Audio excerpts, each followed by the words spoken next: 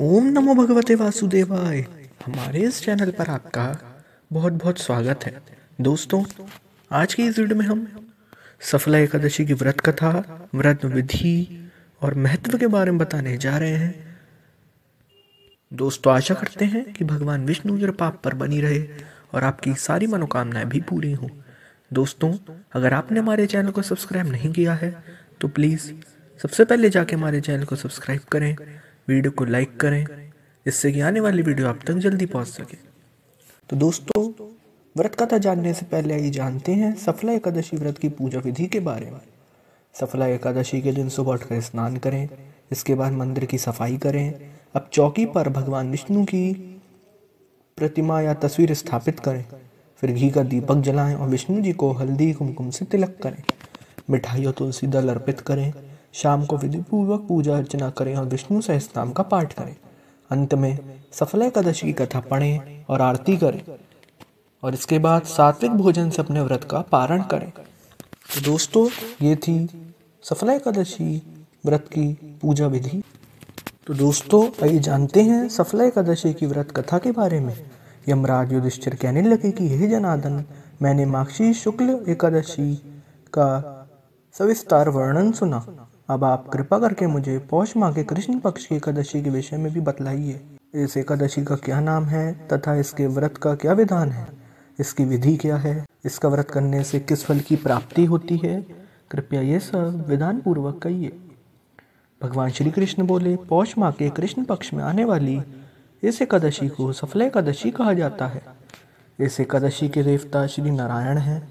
विधि पूर्वक इस व्रत को करना चाहिए। जिस प्रकार नागों में शेषनाग, पंक्षियों में गरुड़ और सब ग्रह में चंद्रमा, यज्ञों में अश्वमेघ और देवताओं में भगवान विष्णु श्रेष्ठ है, उसी तरह सभी व्रतों में एकादशी का व्रत श्रेष्ठ है।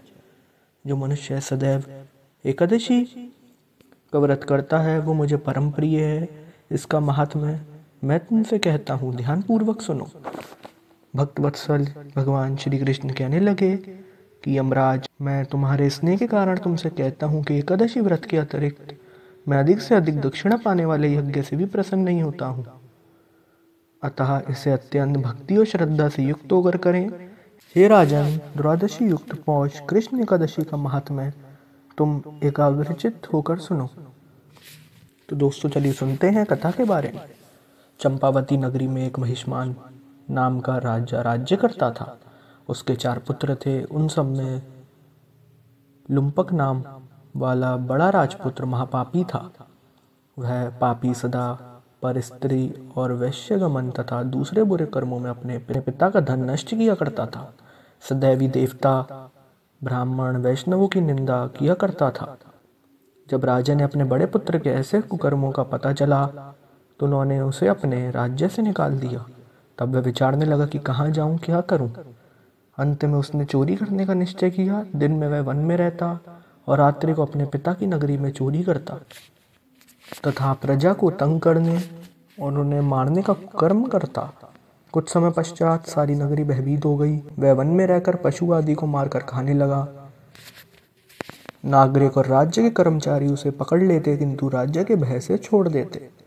वन में एक अति प्राचीन विशाल पीपल का वृक्ष था। लोग उसकी भगवान के समान पूजा करते थे। उसी वृक्ष के नीचे वह महापापी लुम्पक रहा करता था। इस वन को लोग देवताओं की क्रीड़ा स्थली मानते थे। कुछ समय पश्चात पौष कृष्ण पक्ष की दशमी के दिन वह वस्त्रहीन होने के कारण शीत के चलते सारी रात्रि सो नहीं सका। उसके हाथ पैर अकड़ गए। सूर्योदय होते होते वह मूर्छित हो गया।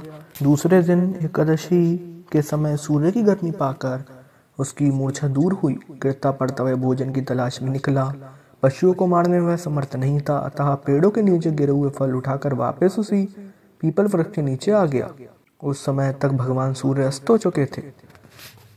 वृक्ष के नीचे फल रखकर कहने लगा, हे भगवान, अब आपके ही अर्पण है ये फल, आप ही तृप्त हो जाइए। उसी रात्रि को दुख के कारण रात्रि को भी नींद नहीं आई। दूसरे दिन प्रातः एक अति सुंदर घोड़ा अनेक सुंदर वस्तुओं से सजा हुआ उसके सामने आकर खड़ा हो गया। उसी समय आकाशवाणी हुई कि हे राजपुत्र, श्री नारायण की कृपा से तेरे पाप नष्ट हो गए हैं। अब तू अपने पिता के पास जाकर राज्य प्राप्त कर।